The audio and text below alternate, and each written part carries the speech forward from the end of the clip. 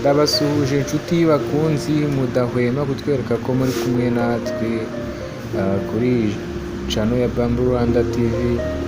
Ndabasuhuje kandi ndabashimiye mwakanze subscribe n'abatarayikanda.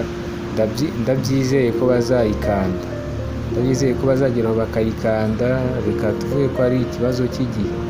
So nkuko rero nabamenyereje kujya ndabahereza video z'imigano, nambabwira ko ngewe kubigisha ntacyo bintwaye, nambabwire ko n'uyu nguyu ari umwe mu baje kwiga. Umusore ni umwe mu baje kwiga, ariko murabona ko hari utuntu amaze kumenya. Wenda sinababwiye igihe yaziye, ariko uyu nawe yabonye amakuru kuri iyi channel, arebeye kuri video ko kwiga bishoboka, ko umuntu yamwigisha, mwihera amahirwe ariga.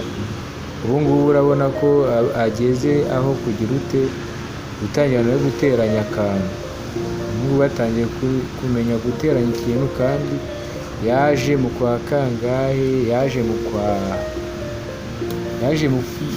ni nko mu kwa mbere, kuko yaje mu matariki 20 nangahe kwa 12, ariko murabona ku mezi abiri nabwo atuzuye, ukwezi kumwe n'igice gutyo n'iminsi, urabona ko atangiye kumenya guteranya suta dore iri ihagaze iruhande rwe, nubwo atarayisohoka, ariko niwe wayiteranyije. Urabona n'iri arimo guteranya. Biriya byose ni uko aba yakurikiye, yarebye uburyo ndi kubikora, amwerekeye uko abigenza. Namwe rero ntimuzacike intege, ndabizi hari abifata batavuga, ariko ndabizi neza ko rimwe muzagera muzigaragaza, namwe kandi muzashiduka mwangezeho nk'uko uyu yangezeho. Simvuze aho aturuka, ariko aho aturuka ni kure cyane, kuko hashobora kuba ari nk'aha gatatu mu Rwanda kure. Uturutse nk'i Kigali hashobora kuba ari kure, ari aha gatatu mu Rwanda kuba kure. So ubwo rero ndagira ngo mbereke ko bishoboka, kwiga birashoboka. Umusore wanjye rwose abimereye nabi, rimwe na rimwe nzajya ndabereka utuntu twinshi arimo gukora. Naberetse akavideo gatoya arimo gusiga intebe verine, bereka arimo guharura umugano. Wa munsi guharura umugano nibwo bwari ubwa mbere abikozeho, ariko ubu ngubu ageze ku rwego rwo kuba yateranya intebe, ameza, suta.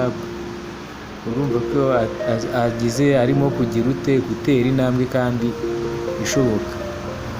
Urebe hano nari nicaye imbere ye, wenda nuko njye ntaragaragara, nabwiraga ati ayo maguru yahagarike neza, areke kuryama, ndetse biba ngombwa aranahagarara kugira ngo abanze verifiya neza. Urabona ko asigaye azi kumenya ngo ati uyu mugano ugomba kujyaho umeze utya. Ubonye ko awuhinduye nyine, ari ugira ngo ahajya hasi ahajya hejuru aba agomba kuba hazi. Ayo yose ni amasomo amenye mu kwezi kumwe. Mu minsi iri imbere azaba ari gukira igiti cy'ifaranga. Yarimo ambaza ati se none mbigenze gutanga, mubwira ati hera ku kaguru ko hagati. Gusa ari yibeshye, agiye kujya ku ruhande, kuko iyo umuntu agiye guteranya hariya ahera ku kaguru ko hagati. Urabona hari ukuntu urubaho harimo urwo hagati, ebyiri zo ku mpande. Ubwo none biba bisaba kujya ku hagati, akaba ariho ubanza gutera. Ibyo namubwiraga ati hera ahangaha, noneho uhite uhindura utere n'uko hakuno biteganye. Nako niko agiye gutera nk'uko ubibona, niko agiye gukurikizaho akandi ko hakurya bikore nk'ishusho ikoze umusaraba, ubundi two muri diagonale aba ari two asoreza. So namwe rero muzajye mureka kwifata. Wowe nyandikira niba ushaka kwiga, nyandikira kuri nomero 07 845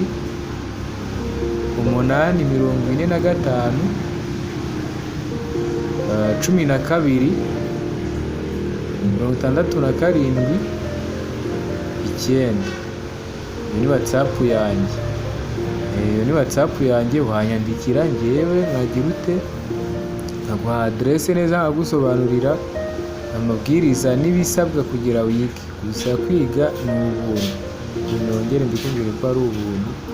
Ugomba kuza kwiga nawe ukihangira imirimo, nta mpamvu yo gutegereza ngo uzajya muri biro, ujya gukorera mu biro. Ibiro rega byarafashwe kandi ntabwo ibiro bizajya bivuka buri munsi, kandi n'abazajya basimburana muri ibyo biro barazwi.